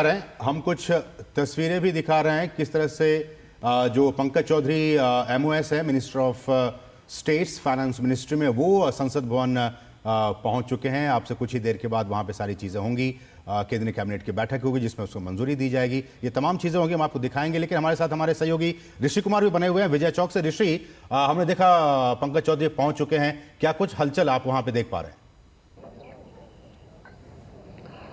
देखिए हलचल यही है कि जिस तरीके से बजट को लेकर एक उत्साह देश भर में देखा जा रहा है, क्योंकि हमने देखा कि इस सरकार का जो तीसरा कार्यकाल का ये पहला पूर्ण कालिक जो बजट है, इस पर सबकी निगाहें इसलिए और हैं क्योंकि इस बजट के माध्यम से सरकार के आगे आने वाली 5 वर्षों की पूरी रूपरेखा है, उसका अंदाज़ा लोगों को चल पाएगा।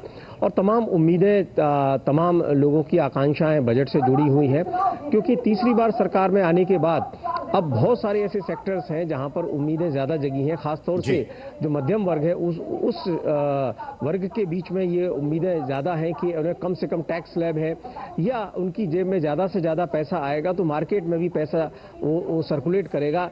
इस तरीके से तमाम जो पूंजीगत व्यय है या जो राजस्व व्यय है उसके माध्यम से रोजगार को बढ़ावा देने की जो बातें हैं, इन सब चीज़ों के ऊपर सबसे ज़्यादा फोकस रहने की जो उम्मीद व्यक्त की जा रही है। लेकिन जिस तरीके से आपने माहौल पूछा तो निश्चित तौर से संसद भवन परिसर में एक माहौल रहता है कि बजट की कॉपी आना शुरू हो जाती हैं। उनको चेक करने के लिए जो सुरक्षा कर्मी हैं वो वहाँ पर मौजूद होते हैं। वित्त राज्य मंत्री पहुंचे हैं, उसके बाद वित्त मंत्री जब पहुंचती हैं तो पूरा कौतूहल रहता है मीडिया के बीच में जब वो बजट की जो कॉपी जिसमें वो लेके जाती हैं उसको सबको सामने रखती हैं। हम सब ने देखा ही है कि और ये वित्त मंत्री निर्मला सीतारमण का अगर हम देखें तो एक तरीके से रिकॉर्ड होगा कि वो ज़्यादा से ज़्यादा बजट पेश करने वाली वित्त मंत्री बनने जा रही हैं। बिल्कुल उन्होंने अब तक 6 पूर्णकालिक और संभवतः 2 अंशकालिक जो बजट पेश किए हैं। तो इस बार खासतौर से महिलाओं के लिए भी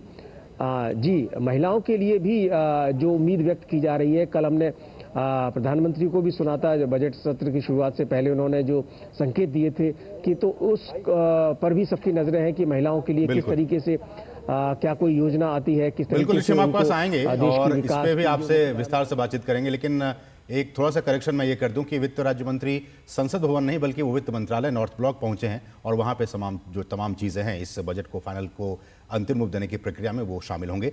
फिलहाल यहाँ रुकेंगे बहुत ही छोटे से ब्रेक के लिए और ब्रेक के बाद जब वापस आएंगे तो इस बहुत ही विशेष कार्यक्रम एक बार फिर से हम आपका स्वागत करेंगे। लेकिन उससे पहले रुकेंगे छोटे से ब्रेक के लिए। आप देखते रहिए डीडी न्यूज। जब धरती चीर कर निकलता है लोहे का पत्थर और मिलता है मोंगिया के जोश से, फिर तपता है, पिघलता है और बनता है फौलाद। अब होता है सरिया सारी खूबियों के साथ। मोंगिया स्टील, मजबूत देश का मजबूत सरिया। बच्चों को सर्टिफिकेट मिले तो कितना अच्छा लगता है ना। और अगर आपके आटे को भी मिले तो गेहूं की क्वालिटी, आटे की शुद्धता, रोटी की सॉफ्टनेस के लिए सर्टिफिकेट अगर होता तो है ना। आशीर्वाद आटा का क्वालिटी सर्टिफिकेट, पैक स्कैन करो, खुद चेक करो। आशीर्वाद आटा, क्वालिटी का वादा, लिख के ले लो। एक ऐसा तबका जो रिटायरमेंट के बारे में आज भी बिल्कुल नहीं सोचता वो है औरतें। औरतें कमा के भी वनरेबल हैं। सो एनपीएस एक इक्वालिटी ला रहा है। हम सब एक बराबर प्लेटफॉर्म पे हैं। अपने बेहतर कल को सुनिश्चित करने के लिए एनपीएस जरूरी है। मेरी पसंद, मेरी पसंद, मेरी पसंद, मेरी पसंद, हमारी पसंद, हम सबकी पसंद। मजबूत देश का मजबूत सरिया, मोंगिया स्टील।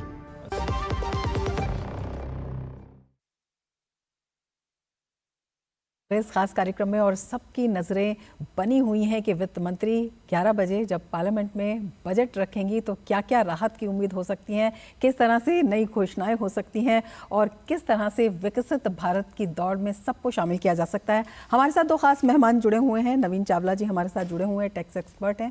नवीन जी, आपसे बात कर रहे थे, आप कह रहे थे कि स्लैब में कुछ बदलाव हो सकता है और तमाम मांगे भी जो हैं पिछले कई समय से हो रही हैं। तो ये जो बदलाव होगा क्या कुछ कर होगा, कितना हो सकता है और किस तरह का एक फॉर्मूला आपको लगता है कि सेट किया जा सकता है?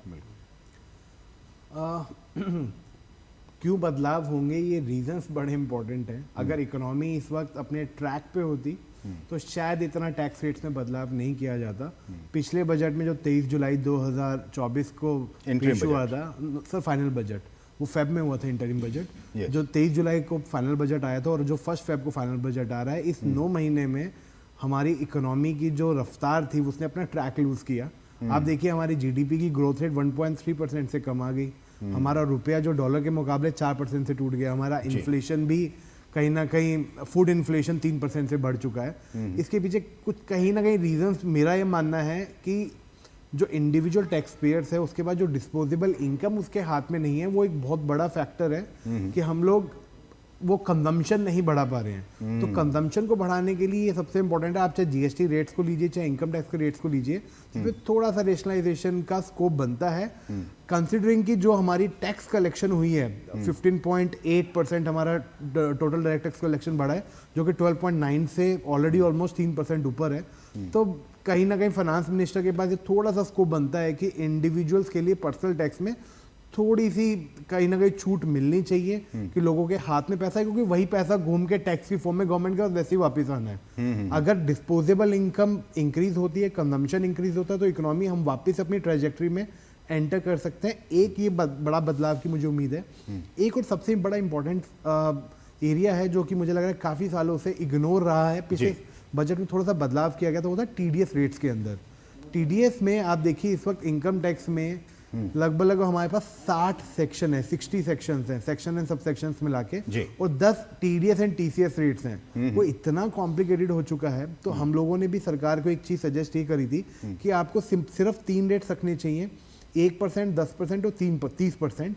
1% जहाँ पे आपको खाली फुटप्रिंट्स कैप्चर करने हैं, 10% जहाँ पे आपकी ग्रॉस इनकम पे टैक्सेबिलिटी है, और 30% वहाँ पे जहाँ पे आपकी सिन इनकम बनती है, जैसे आपकी ऑनलाइन गेम्स हो गए या आपके बिटकॉइंस हो गए। अदर केसेस में 1% से मैक्सिमम 10% तक का टीडीएस रेट होना चाहिए। अगर ये भी बदलाव किए जाते हैं तो मुझे लगता है उससे भी लोगों के हाथ में थोड़ा सा पैसा बचेगा, जो कि कंजम्पशन को एक अच्छा खासा सपोर्ट दे सकता है। ठीक है, तो 2 महत्वपूर्ण बातें हैं नवीन जी आप बता रहे हैं कि जो डायरेक्ट टैक्सेस जो पेयर्स हैं उनमें कुछ बदलाव की ज़रूरत है, और साथ ही जो टीडीएस जो है उसमें भी अगर इसको और भी सिंप्लीफाई कर दिया जाए, 2 से 3 कैटेगरी कर दिया जाए तो वो ज़्यादा अच्छे होंगे। लेकिन मेरा सवाल डॉक्टर अनिल टैक्स से हटकर है। कल जिस तरह से चीफ इकोनॉमिक एडवाइजर ने आर्थिक सर्वे के दौरान जब वो प्रेस कॉन्फ्रेंस को संबोधित कर रहे थे, उन्होंने इस बात का जिक्र किया कि आज की तारीख में अगर सबसे बड़ा, भारत तो छोड़ दीजिए, ग्लोबली अगर सबसे बड़ा कोई कॉम्पिटिटर है तो वो चाइना है। उन्होंने चाइना का 2-3 बार जिक्र किया, और चाइना का जब वो जिक्र कर रहे थे उन्होंने कहा कि जो मैन्युफैक्चरिंग है वो हमें किसी भी हाल में बढ़ाना होगा, मैन्युफैक्चरिंग सेक्टर को। आपको लगता है कि इस बजट के जरिए हम एक रूपरेखा तय कर सकते हैं क्या कि हम चाइना को, या फिर अगर मैं सिर्फ भारत की ही बात करूं, हम किस तरह से उसको और भी मजबूती प्रदान कर सकते हैं अपने मैन्युफैक्चरिंग सेक्टर को? देखिए, बिल्कुल ठीक कह रहे हैं आप असीम जी। आज हमारे पास सबसे बड़ी चुनौती है चाइना। अगर हमें अपने मैन्युफैक्चरिंग सेक्टर को बढ़ावा देना है तो उसमें हमें सीधे सीधे कंपटीशन चाइना से आता है, और इसमें कोई 2 राय नहीं है कि चाइना में जो मैन्युफैक्चरिंग का इकोसिस्टम बना हुआ है, बहुत विशाल सिस्टम बना हुआ है। अब अपने देश में हमारी वित्त मंत्री जी ने पिछले साल घोषणा की थी कुछ सुधारों की। मेरे को लगता है इस वाले बजट में समय आ गया है उन सुधारों को धरातल पे लाने का, और जिसको हम कहते हैं नेक्स्ट लेवल के रिफॉर्म्स की तरफ जाने का। अगर मैं नेक्स्ट लेवल के रिफॉर्म्स की बात करूं तो उसमें 2 चीजें सामने आती हैं कि हमें अपनी मैन्युफैक्चरिंग को बढ़ावा देने के लिए ईज ऑफ डूइंग बिजनेस के साथ साथ टेक्नोलॉजी का कैसे समावेश उसके अंदर हो, और उस टेक्नोलॉजी को और उस बिजनेस को चलाने के लिए हमारे युवा वर्ग को स्किलिंग अपग्रेडेशन कैसे हो, ये एक बहुत बड़ी चुनौती हमारे पास है। और मेरे को लगता है इस वाले हमारे बजट में, जैसे पिछले बजट में हमने देखा कि रोजगार के ऊपर सरकार का रुझान था, अब इसको नेक्स्ट लेवल पर ले जाने की जरूरत है, जिससे कि मैन्युफैक्चरिंग सेक्टर को भी बढ़ावा मिले और हम इंटरनेशनल मार्केट में compete कर। लेकिन डॉक्टर अनिल, हमारे पास PLI स्कीम भी तो है। देखिए, PLI स्कीम में अब हमें, मेरे को लगता है कि समय आ गया है कि हमें थोड़ा सा उसमें शिफ्ट करना पड़ेगा। PLI में अगर हम लेबर इंटेंसिव मैन्युफैक्चरिंग यूनिट्स को बढ़ावा देते हैं कि ऐसी मैन्युफैक्चरिंग यूनिट्स जहां पे रोजगार के अवसर ज्यादा हैं, अगर हम वहां पर इंसेंटिव देते हैं तो उससे उत्पादन तो बढ़ेगा ही, और साथ में हमारे रोजगार के अवसर भी पैदा होंगे। जब रोजगार बढ़ेगा तो लोगों के हाथ में भी ज्यादा पैसा आएगा, हमारा मिडिल क्लास भी सशक्त होगा, हमारे युवा भी सशक्त होंगे, और हमारी इकोनॉमिक ग्रोथ को एक नई चाल मिल जाएगी। ठीक, बिल्कुल, इसी चाल पर और भी बात करेंगे, लेकिन उससे पहले हम बता देते हैं फिक्की के अध्यक्ष हर्षवर्धन अग्रवाल ने कहा है कि व्यापार जगत को उम्मीद है कि इस बार बजट में कैपेक्स में बढ़त के साथ व्यापार के लिए सुगमता पर सरकार का फोकस रहे। आइए देखते हैं। We have recommended to increase the capex by 15%, so that's there because it has a multiplier effect on the economy. Apart from that, how do we increase the consumption?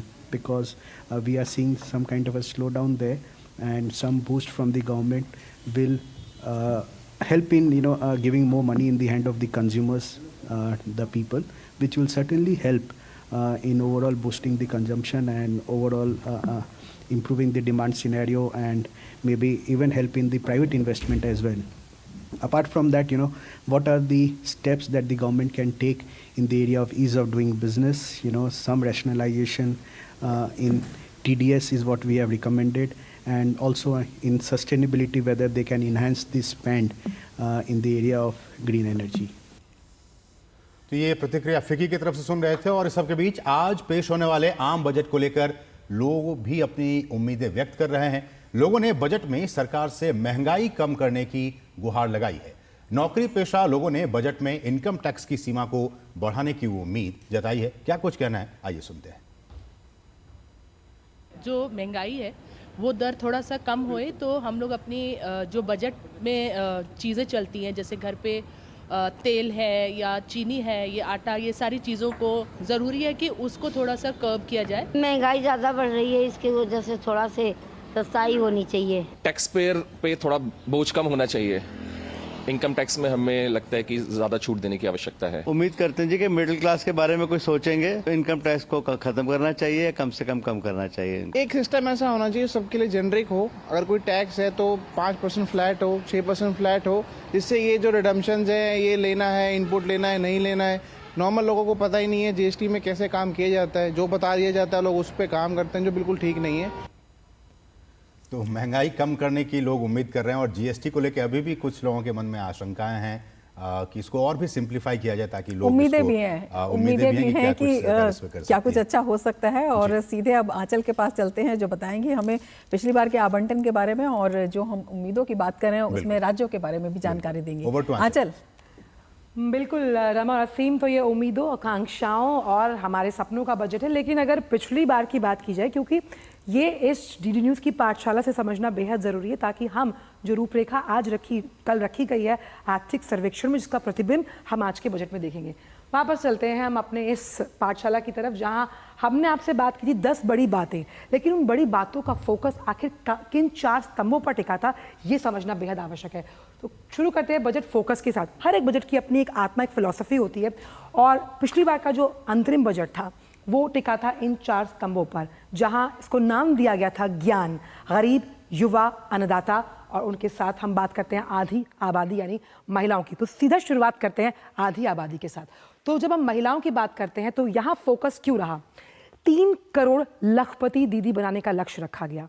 इस अगर योजना को हम बहुत ही कम शब्दों में समझें तो वो ये है कि जब आप महिला को आर्थिक तौर पर सशक्त बनाते हैं, आप उसकी सोचने की शक्ति को स्वतंत्र करते हैं।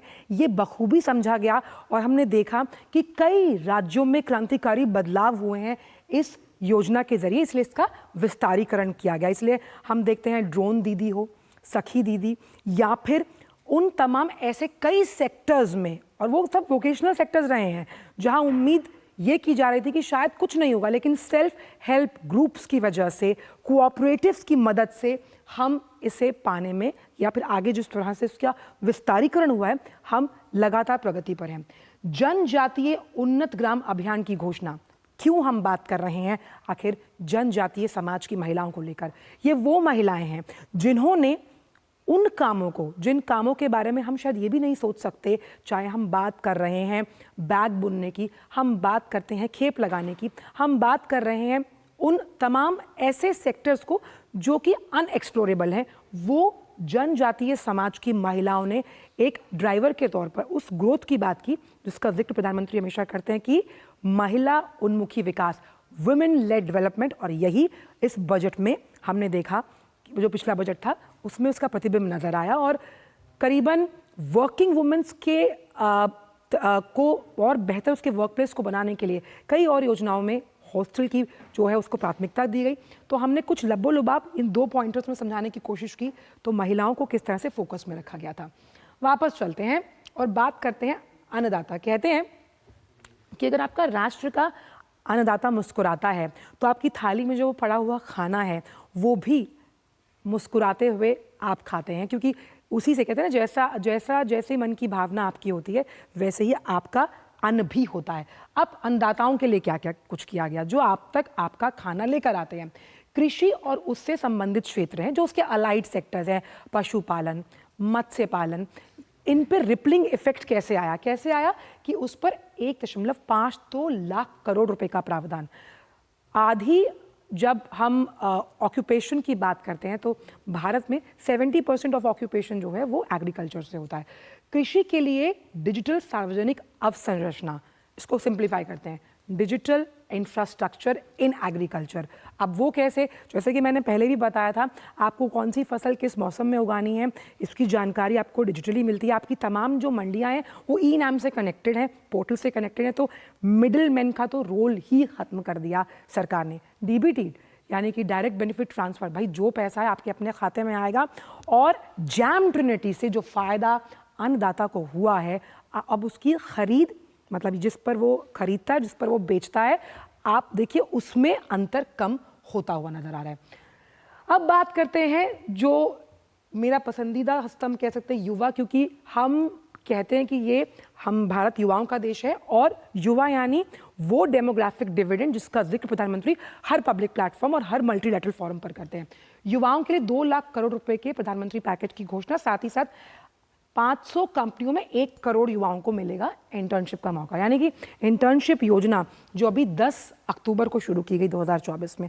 आप देखिए CSR का इनिशिएटिव, यानी आपकी सोशल रिस्पॉन्सिबिलिटी क्या है। उन तमाम बड़ी कंपनियों को हम स्किल्ड मैनफोर्स लेबर दे रहे हैं, और ये स्किल्ड मैनफोर्स लेबर कैसे प्रशिक्षण के साथ आगे बढ़ता है। बहुत ही संक्षिप्त में, क्योंकि मुझे लगातार कमांड आ रही है, गरीबों की बात भी एक बार कर लेते हैं कि यहाँ पर कैसे सरकार के फोकस में गरीब भी रहे। 2 करोड़ नए घर बनाने का, आपके पास अपना घर है, घरौंदा है, आशियाना है, आप समझिए आप जिंदगी के आधे मालिक हैं। उसके बाद 5 साल के लिए ये PM गरीब कल्याण अन्न योजना बढ़ाएगी। तो आप देखिए कि जब हम कृषि में तिलहन दलहन के मिशन की बात करते हैं, वो बढ़ाने का मकसद ये कि सबसे बड़ा वर्ल्ड फूड सिक्योरिटी प्रोग्राम हम चला रहे हैं। तो इस तरह की और भी बातें आपके साथ करेंगे, आगे ये चर्चा लगातार जारी रहेगी। लेकिन वापस चलते हैं स्टूडियो, क्योंकि हमारे साथ रमा और असीम मौजूद है। Over to you. बहुत शुक्रिया आंचल तमाम जानकारी के लिए और विस्तार से समझाने के लिए। अनिल जी, आपके पास आना चाहेंगे और आपसे ये जानना चाहेंगे, जिस तरह से अभी वृद्धि दर की, विकास वृद्धि दर की बात नवीन जी ने भी कही, और उन्होंने कहा कि तमाम जो भी आवंटन होता है उसमें ये फोकस रखा जाता है, और ये सीधे दृश्य आप देख रहे हैं। जी, सीधी तस्वीरें वित्त मंत्री निर्मला सीतारमण अपने आवास से निकलती हुई, और इस वक्त ये सीधी तस्वीर आप DD न्यूज़ पे देख सकते हैं। वित्त मंत्री को निर्मला सीतारमण अपने आवास से निकलकर, और वो सीधे अब वो वित्त मंत्रालय पहुंचेंगी। अब से कुछ ही देर के बाद वित्त मंत्रालय, उनके सहयोगी पंकज चौधरी पहले ही पहुंच चुके हैं, और अब वित्त मंत्री निर्मला सीतारमण वित्त मंत्रालय पहुंचेंगी। आज अब से कुछ ही देर के बाद, जैसे कि हम नीचे टाइमलाइन भी बता रहे हैं, लगभग 2-2.5 घंटे के बाद वो अपना 8वां बजट पेश करने जा रहे हैं। तो ये तस्वीरें लगातार, और भी जो लाइव तस्वीरें आते रहेंगे हम आपको लगातार दिखाते रहेंगे। लेकिन रमा, आप जो सवाल पूछ रहे हैं। बिल्कुल अनिल जी, मैं यही पूछना आपसे चाह रही थी कि जिस तरह से GDP ग्रोथ के जो है कल सर्वेक्षण में आंकड़े बताए गए, और उसमें जो दर बताई गई 6.4%, और 2025-26 के लिए 6.3 से 6.8 तक, इस पर भी काफ़ी चर्चा हो रही है। किस तरह से इसे भी सही परिदृश्य में देखे जाने की ज़रूरत है? देखिए, हमें जब हम ये वृद्धि दर की बात करते हैं, थोड़ा अनुमान से थोड़ा कम है, लेकिन हमें ये नहीं भूलना चाहिए कि पिछले साल हमारा इलेक्शन का ईयर था, और उसमें जो कैपेक्स में हमारा एक्सपेंडिचर होना चाहिए था वो नहीं हो पाया। उसमें डिसरप्शन तो रहता ही है, वो आम चुनाव था, और उसके बाद जो की स्टेट्स है उनके अंदर भी चुनाव था। तो मेरे को लगता है कि उसके बाद सरकार का कैपेक्स एक्सपेंडिचर भी बढ़ा है, सर्वेक्षण में भी ये दिखाया गया है। आज हमारे जो फंडामेंटल्स है, मैं नवीन जी की उस बात से एग्री नहीं करता कि हम ट्रैक पर नहीं चल रहे हैं।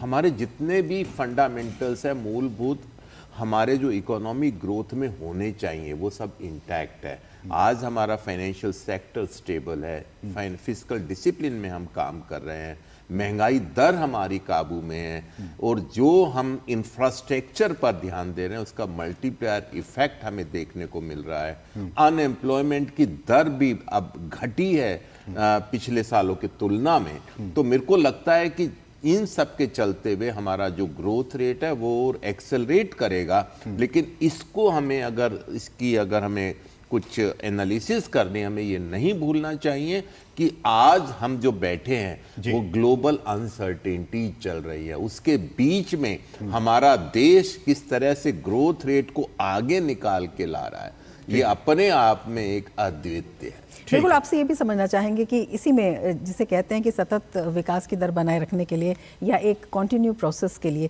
किस तरह के फैसले लिए जा सकते हैं, किस तरह से इस पर सोच विचार लगातार पहले से ही चल रहा है। जिस तरह से आपने बताया कि वैश्विक चुनौतियां हैं और उसमें भी हम लगातार जो है अपनी रफ्तार को बनाए रखने में सफल साबित हुए हैं, और महंगाई दर को नियंत्रण में रखना ये कितनी बड़ी चुनौती थी और कितनी सशक्तता के साथ इसे मेंटेन किया गया। देखिए, जब हम विकास की बात करते हैं वो एक महीने का या एक साल का नहीं होता, वो निरंतर प्रयास होता है। तो आज हम देख रहे हैं कि 10 साल पहले सरकार, जब मोदी सरकार सत्ता में आई, उनका सिर्फ एक ही मंत्र था, विकास और केवल विकास। और आज हम देख रहे हैं विकास की डोर में जो भी हमें सुधार करने थे, हम तमाम सुधार चलते आ रहे हैं, और अब हमें समय आ गया है कि हमें उसके नेक्स्ट लेवल पर, पिछले बजट में भी वित्त मंत्री जी ने इसका जिक्र किया था कि नेक्स्ट लेवल के हमें सुधार की तरफ जाना है, क्योंकि दुनिया जिस हिसाब से आज बदल रही है, काम करने के तरीके बदल रहे हैं, हमको उस टेक्नोलॉजी को अपनाना पड़ेगा। उसके लिए जरूरत है कि हमारे युवा को भी स्किल अपग्रेडेशन की जरूरत है,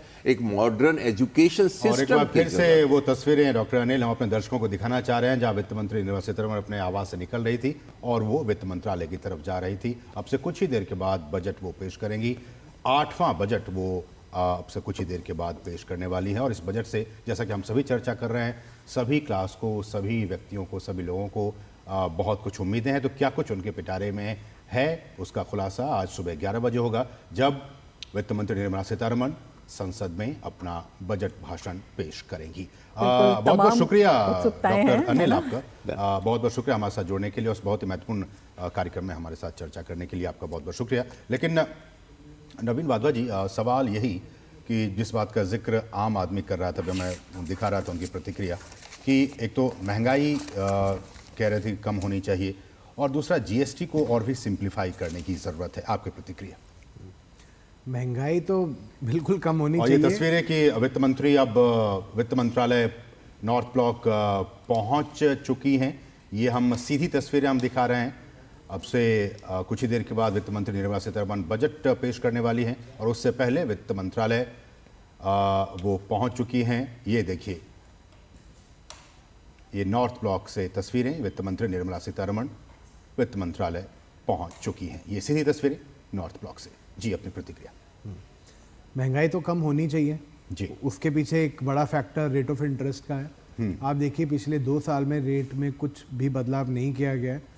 अभी जो 5 से 7 तारीख के बीच में जो आरबीआई की फेड मीटिंग है, मुझे उम्मीद है कि इसमें इन्फ्लेशन पहले से कंट्रोल में, फूड इन्फ्लेशन थोड़ा सा भी हाई है, लेकिन ओवरऑल इन्फ्लेशन हमारी जो हमारी एक्सेप्टेबल रेंज है उसी के अंदर है। तो मुझे पूरी उम्मीद है कि इस पूरे हफ्ते में 1 तारीख से लेकर 7 तारीख के बीच में एक बड़ा इवेंट बजट का है, और उसके बाद आरबीआई की मीटिंग है।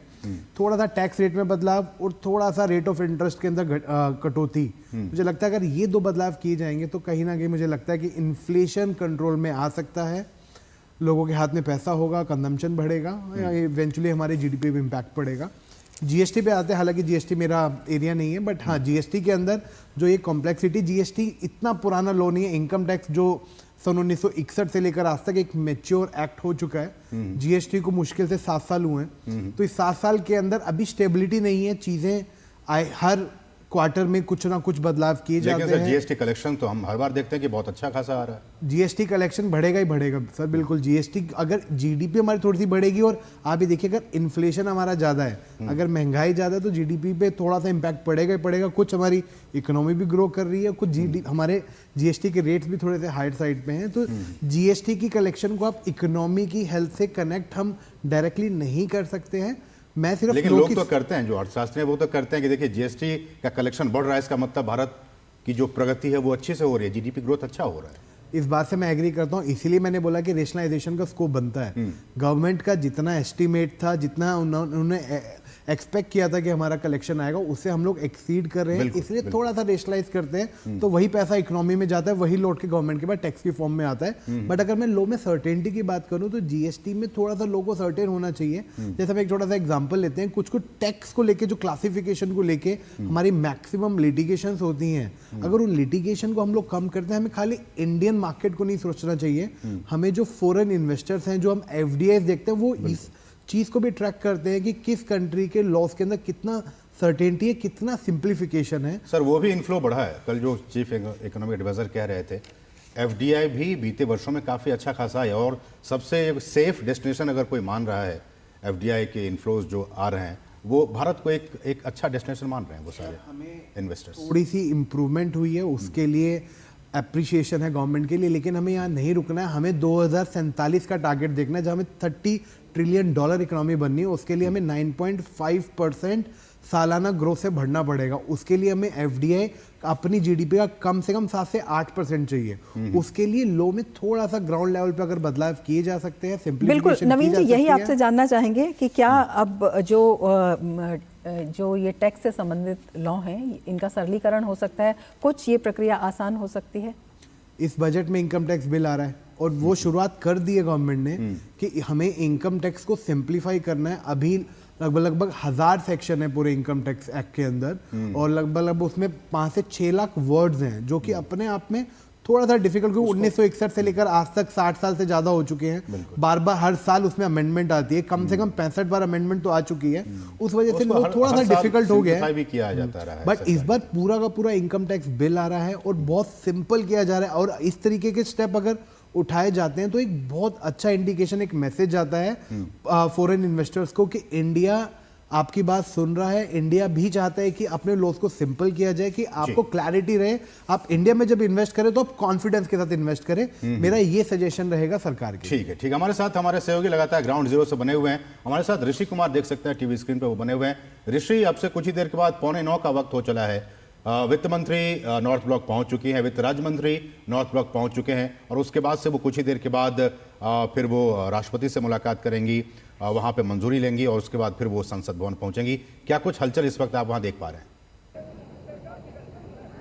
बिल्कुल, देखिए, अब से कुछ ही देर पहले वित्त मंत्री, वित्त राज्य मंत्री दोनों इस समय वित्त मंत्रालय में नॉर्थ ब्लॉक में पहुंच चुके हैं, और निश्चित तौर से जो प्रक्रियागत मसले होते हैं उसको आगे बढ़ाते हुए वित्त मंत्री एक ऐसा बजट जो कि सरकार की बहुत सारी उम्मीदों और आकांक्षाओं को प्रदर्शित करने वाला है, उसको लेकर इस समय वो वित्त मंत्रालय में है। और वित्त मंत्रालय में जो तमाम जो सरकारी कामकाज होते हैं, जो बजट है उससे संबंधित जो भी प्रक्रियाएं होती हैं, अपनाई जाती हैं इस समय, उसको पूरा करने के बाद राष्ट्रपति भवन पहुंचेंगी। और हम जानते हैं कि राष्ट्रपति भवन में राष्ट्रपति से मुलाकात कर वो जो बजट है उससे संबंधित जो दस्तावेज है उनको दिखाकर, उनसे संस्तुति लेकर वो जब संसद भवन परिसर पहुंचेंगी तो कैबिनेट के बैठक के बाद उस बजट को एक तरीके से कैबिनेट से भी स्वीकृति दिलाई जाएगी, और उसके बाद जो प्रक्रिया है सदन के पटल पर वो लोकसभा में जो सबसे पहले बजट लेकर पहुंचेंगी, और उसके बाद बजट का जो पूरा हम कह सकते हैं जो लेखा जोखा है वो देश के सामने रखेंगी। निश्चित तौर से बेहद महत्वपूर्ण और आर्थिक मसलों के हिसाब से देखा जाए तो ऐतिहासिक पल भी कहे जा सकते हैं, जबकि जो तीसरी बार लगातार जो मोदी सरकार बनी है उसके बाद उनका जो मंतव्य है, जो उन्होंने अपना मूल मंत्र भी दिया है कि इसमें जो 3.0 का जो उनका मूल मंत्र है, जिसमें वो एक अतिरिक्त शक्ति के साथ जो देश के विकास को आगे बढ़ाकर एक विकसित राष्ट्र की संकल्पना को स्थापित करना है, और इसमें जो आर्थिक गतिविधियां हैं उसकी सबसे बड़ी भूमिका होती है, और आर्थिक विकास के माध्यम से ही कोई भी राष्ट्र विकसित राष्ट्र की श्रेणी में पहुंचता है। तो उस दिशा में अगर देखें तो आज के बजट में जिस तरीके से प्रधानमंत्री ने भी कल अपने वक्तव्य में कहा था कि जो महिलाएं हैं और युवाएं हैं उनके ऊपर ये काफी महत्वपूर्ण हो सकता है ये बजट सत्र। तो देखना होगा कि महिलाओं और युवाओं के लिए क्या कुछ इस बजट के प्रावधानों में हो सकता है। जी बिल्कुल ऋषि, आपसे ये भी समझना चाहेंगे, प्रधानमंत्री ने जब कल कहा तो समावेशी विकास पर उन्होंने खासा जोर दिया था और विकसित भारत के संकल्प में सबको लेकर चलने की बात कही थी। यही जानना चाहेंगे, युवाओं पर, महिलाओं पर, किसानों पर, इन पर खास फोकस हो सकता है और क्या कुछ नई चीजें जो ऐसी हैं सबके संज्ञान में आ सकती हैं? देखिए, मुझे लगता है इस बार के बजट में महिलाओं से जुड़ी हुई कोई स्कीम ज़रूर हो सकती है, क्योंकि बहुत कुछ इस मामले में कहा जा चुका है और हमने देखा कि कल के राष्ट्रपति के अभिभाषण में भी जो सरकार की जो मंशा है वो दिखाई देती है कि जिस तरीके से महिला सशक्तिकरण पर उन्होंने जोर दिया और कहा कि इस मायने में हमने जो अब तक जो कीर्तिमान स्थापित किए हैं वो पूरी तरीके से राष्ट्र को सपोर्ट करने वाले हैं और इससे अगर हम उस दिशा में आगे बढ़ते हैं तो आधी आबादी को जब आर्थिक गतिविधियों में हम शामिल कराएंगे तो निश्चित तौर से देश को आगे ले जाने में बहुत बड़ी मदद मिलती है। तो इस मायने में ये बेहद महत्वपूर्ण हो सकता है। दूसरा, युवाओं के लिए जिस तरीके से कहा गया है कि उनको रोजगार मांगने वाले के बजाय रोजगार देने वालों की जो नीति के तौर पर ये सरकार, हमने देखा है जब ये आई तो आगे बढ़ी थी, उस दिशा में अब उन्हें कुछ सकारात्मक पक्ष दिखाई देने लगे हैं और युवाओं को अधिक से अधिक उनका जो खुद का काम है उसको आगे बढ़ाने के लिए अगर उन्हें कुछ आर्थिक मदद मिलती है, इस तरीके की योजनाएं हमने देखा था कि अभी जो बजट इससे पहले जो लाया गया था उसमें भी इन चीज़ों को बढ़ावा दिया गया था। इसमें भी कुछ उम्मीदें हैं कि इस तरीके से उनको ज़्यादा से ज़्यादा मदद आर्थिक मिले। तीसरा, किसानों के लिए मुझे लगता है इस बजट में ज़रूर कुछ ना कुछ ऐसा होगा जिससे किसान सशक्त होंगे और उनकी जो फसल की जो मूल्य की जो पूरी संकल्पना है उसके लेकर कुछ नई बातें सामने आ सकती हैं। चलिए, बहुत बहुत शुक्रिया ऋषि, इन तमाम ताज़ा अपडेट्स को हम तक पहुंचाने के लिए। तो अब से कुछ ही देर के बाद वित्त मंत्री निर्मला सीतारमण बजट पेश करने वाली हैं और जैसा कि ऋषि और हम सभी चर्चा कर रहे हैं कि क्या युवाओं को क्या कुछ मिल सकता है, जो महिलाएं उनको क्या कुछ मिल सकता है, किसानों के को क्या कुछ मिल सकता है, तो तमाम जो लोग हैं वो अपनी उम्मीदें और आशाएं लगाए बैठे हैं वित्त मंत्री से। तो उसके लिए बस कुछ ही देर पल का इंतजार, जब वित्त मंत्री जो बजट भाषण है वो संसद में पेश करेंगी। रमा, बिल्कुल, और युवा उद्यमियों को क्या उम्मीदें हैं आने वाले बजट से, ये भी जान लेते हैं एक बार। केंद्र सरकार के जो हमें स्टार्टअप इंडिया फंड हो, चाहे इंक्यूबेशन सपोर्ट हो, उसमें स्टार्टअप के लिए बहुत मदद की है और हम चाहेंगे केंद्र सरकार से इस बजट के अंदर इन्वेस्टर टैक्स में कुछ रिलैक्सेशन दे, जिससे कि ज़्यादा से ज़्यादा इन्वेस्टर स्टार्टअप के अंदर इन्वेस्ट करें। सॉफ्टवेयर जो होता है डिज़ाइनिंग के अंदर वो होता है कैडेंस, वो उसका बहुत ज़्यादा कॉस्टली, इसका सब्सक्रिप्शन वगैरह होता है। उसको सीखने के लिए अवेयरनेस अभी इंडिया में बहुत कम है, तो उसके लिए अगर सरकार कुछ लेके आती है सीखने के लिए और कैडेंस सॉफ्टवेयर के रिगार्डिंग अगर वो लोग उसमें हेल्प कर सकते हैं। ऐसा स्टार्टअप जो मैन्युफैक्चरिंग के अंदर काम करता है, किसी भी मैन्युफैक्चरिंग मशीनरी के अंदर सबसे ज़्यादा बड़ी प्रॉब्लम होती है उसका एक्सपेंसिवनेस। तो कुछ ऐसा जिससे उसकी मशीनरी सामने वाला यंग स्टार्टअप उसको अफोर्ड कर पाए या फिर कुछ ऐसा सिस्टम बनाया जाए जिससे वो उसका यूज़ कर पाए, तो मुझे लगता है वो उसकी क्रेडिबिलिटी को और ज़्यादा एनहेंस करेगी। जैसे स्टार्टअप कंपनी कोई भी हो, उनको 3 साल तक का एक्सेम्पशन होता है इनकम टैक्स में और बहुत सारे फैक्टर्स हैं जिसमें हम देख सकते हैं कि गवर्नमेंट हमारे इंडिया के लिए बहुत कुछ कर रही है। हमारे इंडिया भी डेवलपिंग स्टेज में है, उसको डेवलप स्टेज में लाने के लिए जो सबसे बड़ा रीज़न है अनएम्प्लॉयमेंट का, वो रिड्यूस होगा। इसके लिए गवर्नमेंट ने ऑलरेडी बहुत सारे स्कीम्स और बहुत सारे फैक्टर्स को आगे बढ़ावा दिया है। हम कोशिश करते हैं कि और भी बहुत सारी चीज़ें आगे आएगी। हर स्टार्टअप एआई की तरफ ही जा रहा है, मैन्युफैक्चरिंग वगैरह या फिर D2C स्टार्टअप जितने भी है वो सब भी एआई के रिगार्डिंग जाते ही है एंडिंग में, तो उसके रिगार्डिंग अभी बजट में कुछ भी नहीं आ रहा है। तो हमारी यही उम्मीद है कि इस बार बजट में एआई रिगार्डिंग भी बहुत सारी चीज़ें मिले हमें।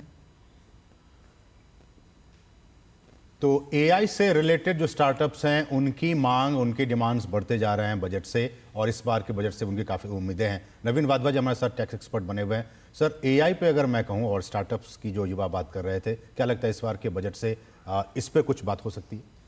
आंचल ने अभी थोड़ी देर पहले 4 इंपॉर्टेंट पिलर्स की बात की थी। मुझे लग रहा है वो 5th पिलर इस वक्त आर्टिफिशियल इंटेलिजेंस होना चाहिए। आर्टिफिशियल इंटेलिजेंस आज के डेट में हमारे लिए ऑक्सीजन का काम कर सकती है। आप देखिए इस वक्त जो 2 सबसे बड़े एआई मॉडल्स हैं, ठीक है, एक यूएसए का है विच इज चैट जीपीटी और एक चाइना का है जो कि डीप सीक है।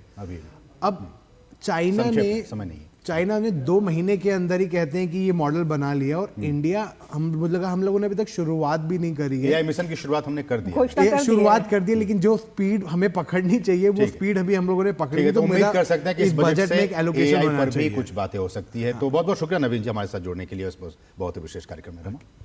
बिल्कुल, तो तमाम उम्मीदें हैं, तमाम आकांक्षाएं हैं, तमाम संभावनाएं हैं, और उन्हें हम लगातार बता रहे हैं, लगातार आपको पल पल की जानकारी देंगे बजट से संबंधित। दूसरा पैनल हमारा आ चुका है, निखिल और आंचल जो हैं अब आपके साथ जुड़ेंगे। हमें दीजिए इजाज़त, नमस्कार। नमस्कार।